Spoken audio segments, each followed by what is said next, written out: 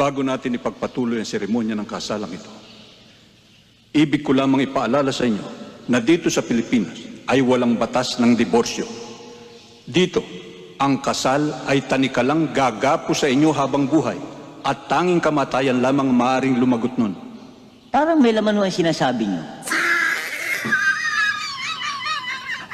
Pido laki mata, tinatanggap mo ba na bukal sa loob mo na makaisang dibdib ang babaeng ito na iyong mamahalin, paglilingkuran, makakasama bilang asawa mo habang buhay?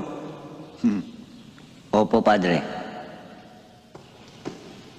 Dida Romulo, tinatanggap mo ba na maluwag sa iyong kalooban na makaisang dibdib ang lalaking ito at ikaw'y nangangako na kayo'y magsasama sa tuwa at lungkot